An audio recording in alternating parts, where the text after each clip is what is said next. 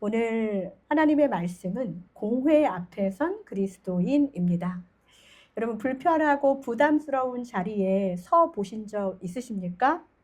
여러분에게 하지 말라는 거, 막 엄마가 하라고 해서, 아빠가 하라고 해서, 또 누군가 교회 목사가 하라고 해서 시키는 모든 불편하고 부담스러운 자리에 여러분들은 서셔서 어떻게 그동안 하셨습니까? 오늘 사도행전 4장의 말씀, 베드로와 요한이 처음으로 공식적인 그 박해의 자리에 선 장면을 우리가 함께 읽었습니다. 그들이 선 곳은 단순한 회의장이 아니라 그곳에는 유대의 사회적 또 종교적 정치적 권위가 모인 그런 공회였다는 것을 기억해 주시기 바랍니다. 그곳에 있었던 사람들 1절을 한번 보겠습니다. 누가 있었나요? 제사장들, 그리고 성전 맡은 자, 사두개인. 자, 여러분들 이분들하고 친하세요? 이런 분들하고는 아예 그냥 상종 가까이 하지 않는 게 좋은가요? 여러분 중에 목사랑 친한 분 한번 손 들어보세요. 네, 한 명, 우리 남편. 네, 내 친구. 네, 오빠 나랑 친해요. 엄마 나랑. 네, 쉽지 않아요. 그런데 사도들이 백성에게 말할 때, 자, 우리가 사도행전 3장까지 읽었어요. 여기서 사도는 누구예요? 베드로와 요한입니다. 베드로와 요한이 지난주에 우리가 함께 나눴던 어떤 일이 있었나요? 성전 미문에 나면서부터 걷지 못하는 사람을 일으키는 기적이 있었어요. 그리고 그 이전에는 어떤 일이 있었어요? 기도하니까 성령의 불이 막 떨어지면서 어떻게 돼요? 사람들이 방언으로 막 낯선 말을 하기 시작했고, 여러 가지 1장부터 3장까지 엄청난 일들을 경험한 사도들이, 1절은 그런 사도들입니다. 그리고 백성이라고 말할 때 이 백성은 처음부터 사도들의 말을 잘 들었던 사람인가요? 아니에요. 예루살렘에 있는 사람들은 대부분이 예수 공동체를 좋아하지 않았던 사람이었고, 거기에 제사장, 예수님과 친한가요? 아니었어요. 성전 맡은 자, 사두개인 모두가 예수님에 대해서 협조적이지 않고, 그 정도가 아니라 십자가에 못 박혔을 때 앞장서서 못 박아라 했던 사람들 대부분이 그랬거나 아니면 암묵적으로 동조한 사람들. 자, 1절을 보면은 그다지 호의적이지 않았던 무리들이, 사도들이 이제 여러 가지 기적을 행하고 또 권세 있는 말을 하면서 조금씩 마음이 돌아오고 있습니다. 근데 여기에서 사두개인들이 어떤 사람인지 혹시 아세요? 예, 그런 개인은 잘 모르시죠? 자, 사두개인은 성전하고 아주 가까운 일을 했던 사람이었어요. 그런데 사두개인이 무엇을 믿지 않았어요? 부활을 믿지 않았어요. 자, 여기 그런 개인들 없으세요? 성전은 있지만 부활은 믿지 않는 그런 개인들이 정말 많아요. 사두개인이 아니어도 나 같은 개인적으로는 나는 하나님은 믿지만 하나님의 초자연적인 기적에 대해서는 그냥 그런 게 있다, 이 정도만 생각합니다 하는 사람들이 있어요. 그런데 2절을 한번 같이 읽겠습니다. 예수 안에 죽은 자의 부활이 있다고 백성을 가르치고 전함을 싫어했어요. 네, 사두개인들은요 그냥 부활이 있다 없다 이런 걸 믿는 정도가 아니라 그걸 가르치고 전하는 걸 어떻게 했다고요? 싫어했어요. 자, 여러분들이 싫어하는 이유를 잘 생각해 봐야 됩니다. 여러분들이 알고 있고 믿지 않는 것을 전한다고 해서 저 사람을 싫어할 이유가 있나요? 특별히 없는데 분명히 여기에는 모종의 무언가 아주 미심쩍은 일이 있었습니다. 그것은 무엇이었냐면 3절에 보니까 그들을 잡았어요. 예수님을 잡았던 거랑 비슷한 패턴이에요. 무슨 말이냐? 그들은 예수님을 죽이고자 했어요. 근데 예수님이 부활하셨어요. 그것을 인정하는 것은 그들이 틀렸다는 것을 정당화하는 그런 얘기가 되기 때문에 그들은 예수의 부활도 싫어했고 부활도 싫어했고 사도들이 그것을 전하는 것조차도 싫어했습니다. 그렇기 때문에 입을 단속해야 돼요. 그래서 이튿날까지 가두었습니다. 자, 1절부터 3절까지는 사도들이 무언가를 할 때마다 비협조적인 이 세상 나라, 그곳에 그 한복판에 지금 사도들이 있는 것입니다. 부담스러운 자리에 있어요. 그러나 하나님의 역사는 4절에서 이렇게 말하고 있습니다. 같이 읽습니다. 말씀을 들은 사람 중에 믿는 자가 많으니 남자의 수가 약 5천이나 되었더라. 자, 기적을 본 사람이 아니라 뭐 한 사람이요? 말씀을 들은 사람. 자, 하나님의 말씀이 정말 제대로 들어가서 거기서 그 말씀을 믿는 자가 남자의 수가 5천이라고 했어요. 자, 그렇다면 보통 당시의 유대에서 사람을 계수할 때 남자의 수만 셌다는 거 우리가 알고 있거든요. 어림잡아서 생각했을 때, 자, 여기 남자분 한번 손 들어 주실래요? 네. 네. 막 되게 부끄러우시죠? 몇 명 안 돼서. 네. 보통 교회가 여자가 많아요? 남자가 많아요? 네, 여러분들이 가보신 교회들은 군대 교회 빼놓고는 거의 여자가 많아요. 자, 믿는 자의 수를 남자를 5천이라고 셌다는 것은 우리가 생각했을 때 여성이 더 많았을 것이다. 남자와 여자가 있었으면 아이도 자연히 따라왔을 텐데 저기 있는 사람들이 얼마나 많이 있었을까 어림짐작할 수 있을 것입니다. 이튿날 관리들과 장로들과 서기관들이 예루살렘에 모였어요. 이 5절은 우리가 그냥 읽기에 관리면 건물 관리, 뭐 장로, 교회에서 보는 장로 이 정도가 아니에요. 관리와 장로와 서기관들이 예루살렘이라는 이 수도에 모였다는 것은 사내들인 공의회, 네. 나라에 또 종교적으로 정치적으로 큰일이 있을 때 모이는 카운실을 말하는 거예요. 큰 미팅, 71인의 유대 종교 지도자들, 정치 지도자들이 함께 모여서 이 사도들 베드로와 요한 때문에 모인 거예요. 굉장히 심각해졌습니다.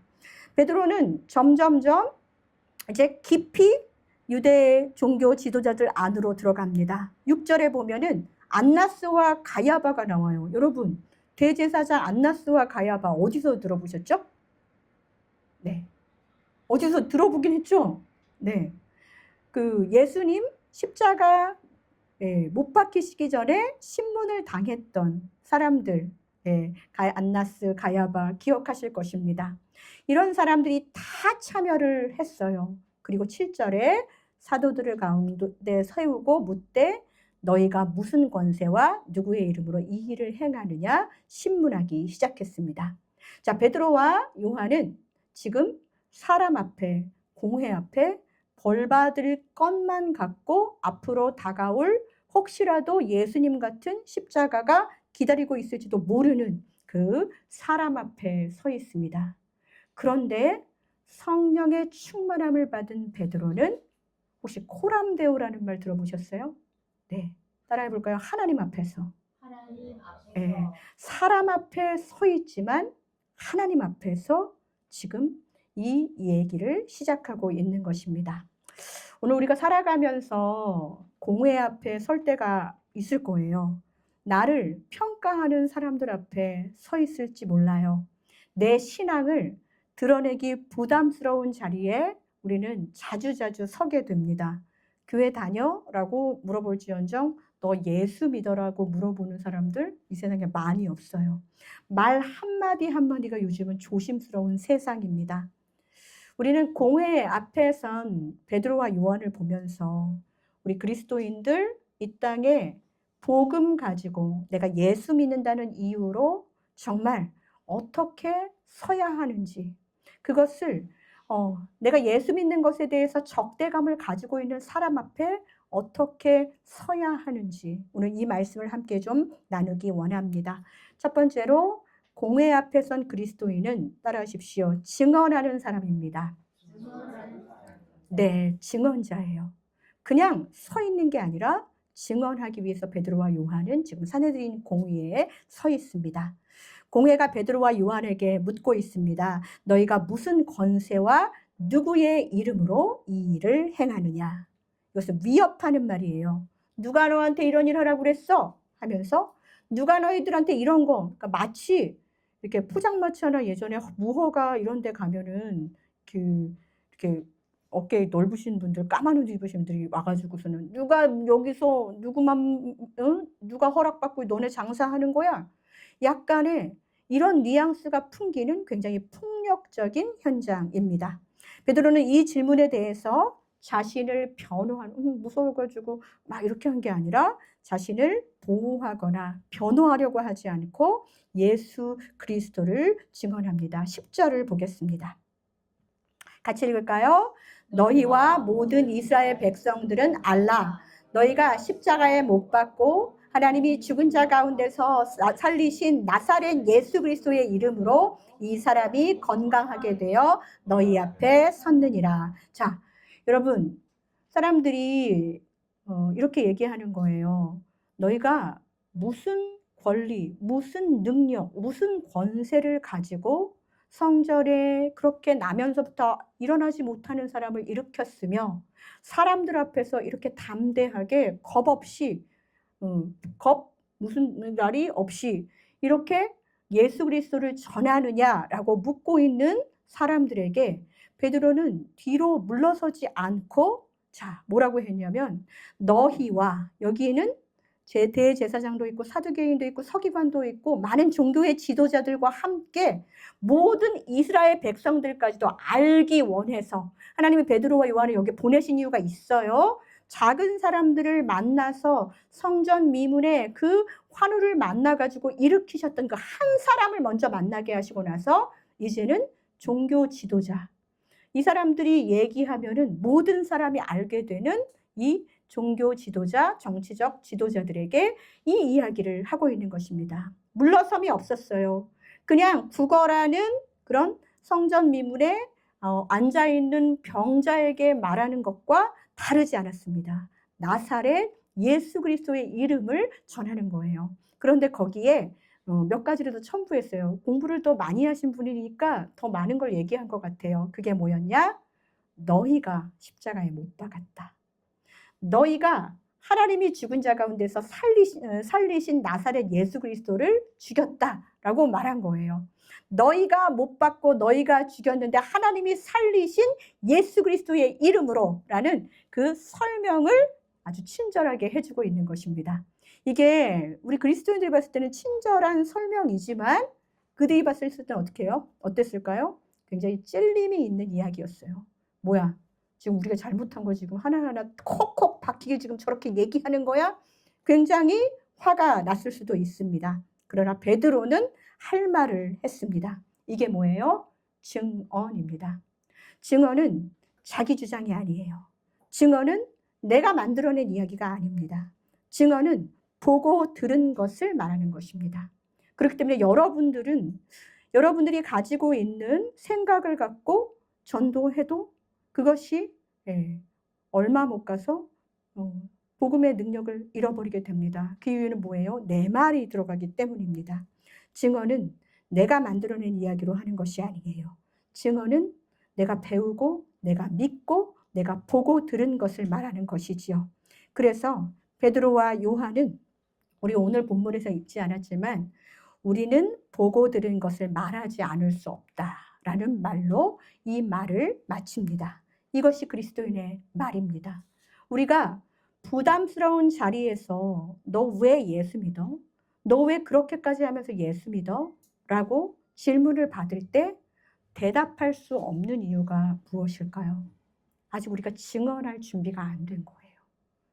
보기는 보고 듣기는 들었지만 하나님의 말씀이 내 안에서 아직 증언할 준비가 되어 있지 않기 때문이에요. 그냥 저 사람들이 아둔해서 영적으로 무지해서가 아니라 우리는 생각보다 많은 두려움을 가지고 공회 앞에 선 그리스도인의 사역을 다 감당하지 못할 때가 많습니다. 여러분, 그렇지만 우리는 증언하는 사람으로서 준비해야 됩니다. 여기서 중요한 거 증언하는 사람의 태도입니다. 증언은 담대하게 해야 되지만 거칠 필요는 없어요. 그러니까 증거대봐 이렇게 해봐. 그럼 보통 이제 어떻게 나와요? 뭐라고 이러면서 이제 멱살 잡고 막 이렇게 되잖아요. 그렇게 우리는 한 걸음만 더 논리를 원하고 무언가를 대답하려고 할 때 상대방한테 이겨야 된다는 생각으로 대화를 할 때가 굉장히 많이 있습니다. 우리는 그런 태도로 증언을 하면 거기 안에서 성령님이 일하실 그 통로를 마련하기 어려워요. 진실해야 되지만 내가 진짜 이거 예수의 이름 말하면 너 진짜 깨지는 거야. 이런 식의 태도로 말하는 그리스도인들의 태도는 옳지 않아요. 목적이 공회를 모욕하는 것이 이 베드로의 목적이 아니었어요. 베드로가 이 공회 앞에 선 이유는 뭐예요? 증언하기 위해서. 뭐 하기 위해서? 증언하기 위해서입니다. 네, 제가 예전에 읽었던 그 감명 깊게 읽었던 책을 쓴 이 예일대 신학부의 미라슬로브 볼프라는 그런 교수님이 계세요. 예전에 저희 신학교에 오셨을 때 제가 막 사인도 받았는데 그분이 이제 광장에선 기독교라는 책을 쓰셨거든요. 거기에 이제 그 그리스도인의 공적 신앙에 대한 이야기를 해주셨어요. 그런데 이 공적 신앙 생활, 우리는 신앙을 그냥 요즘은 다 위로받으려고 신앙생활 하시는 분들이 굉장히 많아요. 그래서 공감과 위로의 말로 해줘라. 이건 말이 맞거든요. 그러나 동시에 우리는 신앙의 이름으로 이렇게 위로하면서도 내가 저 사람을 위로해 줬으니까 내가 갑이야. 이런 생각으로 한다면 그것도 옳지 않은 신앙의 소통 방법이라는 거예요. 신앙의 이름으로 세상을 지배하려고 하는 거. 그러니까 막 큰 세상이 아니더라도 오늘 너와 내가 하는 대화 속에서 내가 무언가 너를 위해 뭘 해줬다 하는 갑과 을의 관계, 세상을 지배하려는 그 모든 시도가 우리에게 허락되지 않은 신앙인의 모습이라는 것입니다. 그리스도인들은 광장에서 자기 목소리를 내겠지만 그 방식은 강요가 아니라 증언이어야 해요. 여러분들의 광장, 여러분의 가정 안에서 함께 나누는 자녀와의 대화, 또 부부간의 대화, 부모와의 대화 속에서 여러분은 늘 우위를 점령하려고 하는 치열한 다툼 속에서 지금 어려운 소통을 이어가고 계시지는 않나요? 여러분이 일하는 일터 속에서 이 정도에서 내가 이만큼 잔뼈가 굵었으면 내가 가장 잘 아는데 하면서 누군가가 해주는 조언의 말에 대해서 공적 그리스도인으로서 뭘 한다고 그래? 나는 기도까지, 근데 새벽 기도까지 해. 그것이 교만으로 자리 잡아서 예수를 바르게 증언하지 못하는 우리들의 모습은 아닐까요? 공회 앞에 선 그리스도인은 증언하는 그리스도인이어야 합니다. 여러분의 생각과 여러분이 삶의 우위를 점령하기 위해서 하는 모든 자존심 싸움은 하나님의 복음이 예수 그리스도의 이름이 흘러가는데 걸림돌이 된다는 것이죠. 특별히 사랑하는 성도 여러분, 여러분의 일터 속에 지금 여러분들을 눈여겨보는 사람들이 있어요. 그리스도인이라면서. 여러분의 가정 속에 여러분을 눈여겨보는 자녀들이 있어요. 엄마 예수 믿는다면서. 특별히 우리 아야나 교회는 혼자 믿으시는 우리 어머님들 매일 기도 제목이 우리 자녀들이 예수 앞에 돌아오기를 바라는 거잖아요. 거기에서 신앙의 우위를 점령하려고 하는 모든 싸움에서 이제는 자유하고 존중과 또 증언의 사역을 감당하는 여러분 되시기를 간절히 소망합니다. 두 번째입니다. 공회 앞에 선 그리스도인들은 진리를 권위로 삼는 사람들이에요. 자, 어렵습니다. 저를 따라할까요? 진리를 권위 삼아라. 네, 혹자가 그런 말을 했어요. 요즘은 권위가 진리가 되는 세상이다. 내가 돈이 좀 있으면 내가 요즘은 이제 외모도 하나의 진리가 될 때가 있죠. 네, 어떤 올드미스한테 이상형이 뭐냐고 했더니 바라는 거 하나도 없대요. 그냥 내 배우자 착하면 좋겠다. 그래서 어디가 착하면 좋겠냐 했더니 얼굴이 착하면 좋겠고 환경이 착하면 좋겠고 네, 소유가 착했으면 좋겠고 착하다는 말이 뭐예요? 네, 그래서 어떻게 생긴 게 착한 거예요 하고 딱 보여줬더니 네, 박보검 씨 얼굴을 딱 보여줘. 이게 착하게 생긴 거예요. 이러는 거예요. 자, 여러분. 그럼 여기 착하게 생긴 남자분 진짜 많으십니다. 여러분. 이게 외모가 권위가 되고 권위가 진리가 되는 세상. 내 가지고 있는 이 스펙이 권위가 되고 진리가 되는 세상. 내가 뭐나 된 것 마냥 내가 엄마인데, 내가 아빠인데, 내가 목사인데, 내가 장로인데, 내가 뭔데, 내가 무슨 뭐뭐뭔데, 계속 우리는 우리가 가지고 있는 권위를 가지고 내가 말하는 거, 엄마니까 엄마 말 들어. 이건 진리가 아니라는 거예요. 하나님의 말씀을 증언하는 데 있어서 공회 앞에 선 그리스도인들은 진리를 권위로 삼아야 될 줄 믿습니다. 권위가 진리가 되면 안 돼요. 어떻게 해요? 예수 그리스도처럼 내가 곧 길이요 진리요 생명이는 진리 자체이신 예수 그리스도가 그에게 권세가 있고 권위가 있는 줄로 믿습니다. 여러분에게 진짜 이것이 믿어지시나요? 권위에 대한 질문을 하는데 지금 세상은 자꾸 물어봐요. 너 뭐 믿고 그렇게 자신만만한 거야? 누가 너희를 인정했어? 누가 너희에게 이런 일을 하라고 시켰어? 우리가 전도하려고 할 때 하는 모든 시도, 사실은 우리 아야나 교회 처음에 이렇게 모일 때 예배 생활이 좀 소홀하셨던 분들 한 분 한 분 이렇게 초대해가지고 함께 예배를 시작했습니다. 잘 모이다가 조금 어려움이 있으면 또 예배하기 어려운 그런 상황들을 마주하는 분들이 많이 계셔요. 그럴 때마다 찾아가서 이렇게 만나고 싶은데 아직도 장벽이 높습니다. 누가 일을 하라고 시켰습니까? 라고 묻는다면 이걸 누가 시키겠습니까? 하나님이 마음 주시니까, 성령님이 우리에게 하게 하시니까 이것을 하는 것입니다. 우리는 분명히 대답할 수 있습니다. 베드로와 요한은 사람의 권위 앞에서 위축되지 않았습니다. 그 권위는 진리이신 예수 그리스도에게로부터 온 권위이기 때문입니다. 할렐루야. 여러분, 세상의 권위를 진리로 사는 사람들 굉장히 많이 있지요. 우리는 뭐 맨날 그렇게 살고 있어요. 그러나 우리는 오늘 이 말씀을 읽으면서 우리에게 무슨 권위가 있을까? 이것을 찾는 사람이 아니라 진리를 권위로 삼기 위해서 부지런히 말씀 속에 거하는 우리 모두가 되기를 간절히 소망합니다. 하나님 앞에서 너희의 말을 듣는 것이 하나님의 말씀을 듣는 것보다 옳은가 판단하라. 베드로와 요한은 많은 사람들 앞에서 그렇게 이야기했어요. 여러분 한번 생각해 보십시오. 여러분이 지금 대하는 많은 미디어의 조언들, 여러분이 우상 삼아 정말 이것만은 내가 정말 제일 잘 알고 있어 생각하는 여러분 마음에 있는 많은 생각들, 그 말을 듣는 것이 하나님 앞에서 하나님 말 듣는 것보다 더 옳은가 판단하십시오. 이것은 제 얘기가 아니라 베드로와 요한의 이야기입니다. 이 말은 반항적인 이야기가 아니에요. 여러분의 삶의 기준을 분명히 세우라는 말입니다. 지난주에 우리가 잠언 읽기가 시작됐어요. 1장을 마쳤습니다. 저는 잠언 읽기를 하면서 매일매일 새로운 하나님을 경험하게 됩니다. 그리고 이전에 없었던, 이제 저도 이제 아이를 떠나보내야 될 때가 돼서 그런지 몰라도 다시 잠언 필사를 하면서 내가 그동안에는 푸시했었던 믿음의 것들이 아이에게 스며들 수 있도록 해야 되는데 엄마라는 그런 권위로, 목사라는 권위로 진리를 막 아무렇게나 집어넣으려고 했었던 저의 폭력성을 보게 되었습니다.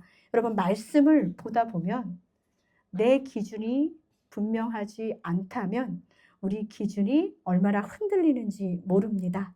우리의 말의 힘을 가지려면 먼저 우리의 삶이 예수 그리스도라는 진리 위에 있어야 될 줄로 믿습니다. 마지막으로 공회 앞에 선 그리스도인들은 다른 이름을 의지하지 않는 사람입니다. 오늘 사도행전 4장 12절은 요한복음 3장 16절만큼 우리가 암송해야 될 말씀이거든요. 우리 어느 SAT 학원은요, 단어 100개 안 외우면 집에 안 보내준대요. 그런 학원 좋은 학원이죠. 그러면 우리 사도행전 4장 12절 다 외울 때까지 오늘 여기 계속 남아 있어 보시겠습니까? 네. 네. 감사합니다. 사도행전 4장 12절의 말씀을 다 함께 같이 읽겠습니다. 시작. 다른 이로서는 구원을 받을 수 없나니 천하 사람 중에 구원을 받을 만한 다른 이름을 우리에게 주신 일이 없음이라. 아멘. 네. 다 외우셨죠? 네. 나가실 준비 다 되신 거죠? 네. 베드로의 설교 가운데 가장 강력한 선언이 바로 이 선언입니다. 다른 이름이 없다는 거예요. 아까군요. 지난번에 사도행전 3장에서 돈 달라고 하는 사람에게 베드로가 은과 금은 내게 없거니와 뭘 줬어요? 나사렛 예수 그리스도의 이름으로 일어나 걸으라 그랬잖아요. 그때 돈 없는 사람한테도 예수 그리스도 이름을 줬는데 여기는 좀 내가 잘 보여야 될 대단한 사람들이니까 하고 뭔가를 더 준비하지 않았어요. 생각해 보니까 나는 여전히 있는 게 없고 예수의 이름밖에는 갖고 있는 게 없다. 네, 주머니가 가벼우니까 더 담대해지는 것 같아요. 다른 이름이 없다. 다른 구원의 근거가 없다는 것입니다. 사도들은 말하고 있습니다. 다른 방법으로는 구원받을 방법이 없다는 거예요. 다른 방법으로는 하나님을 만날 수 있는 방법이 없다는 거예요. 예수 그리스도의 이름 말고는 다른 이름이 없음을 우리 이 시간 더 확실하게 믿고 고백하고 의지하게 되기를 간절히 소망합니다. 공회 앞에 선 사람은 쉽게 다른 이름을 의지하고 싶어질 때가 많아요. 내가 사람 앞에 서면 저도 설교 준비하다가 그래도 책이라도 한 자 읽었다고 해서 이 예화를 좀 집어넣어야 그러다가 좀 좋을 것 같으면 좀 생활 예화를 재밌는 예화를 이렇게 하다 보면 말씀의 숲을 잃어버릴 때가 많아요. 그래서 설교를 하고 났는데 사람들이 예화만 기억하고 말씀을 하나도 기억을 못하는. 그리고 제가 사실은 원래보다 좀 외모를 이렇게 빛이 나지 않게 노력하는 거 보이시죠? 네. 말씀 전할 때 또 외모가 너무 출중하면 말씀이 말도 안 되는 소리라고 지금 하시는 분들도 계신 것 같은데, 네. 오늘 제가 특별히 좀 반짝이는 옷 입고 왔는데, 새벽 기도하면서 이제 뇌 기능이 조금씩 어려워지고 있는 게 구두를 안 갖고 와서 사스 신발을 신었습니다. 매일매일 잃어버리는 삶으로 살고 있지만 하나님 앞에 있다는 게 되게 감사해요. 힘 있는 사람의 이름을 우리는 의지하고 싶지요. 네, 펼팍에서 티켓 한번 뛸 때도 누구 알면 조금 더 수월한 그런 세상이 되면 안 되겠죠. 내가 아는 사람의 이름을 의지하고 내 경력의 이름을 의지하고 내 지식의 이름을 의지하고 싶은 우리에게 하나님은 그게 아니라고 말씀해주고 계십니다. 여러분, 마치 내가 그게 없기 때문에 하나님 이름을, 예수의 이름을 의지한다고 세상의 루저들 같이 우리 그리스도인들을 누군가 그렇게 생각할지 모르겠지만 그거 다 배설물로 여기시고 그런 것에 마음을 빼앗기지 않고 코람데오 하나님 앞에서 다른 이름 의지하지 않고 예수의 이름 의지하는 우리 모두가 되기를 간절히 소망합니다.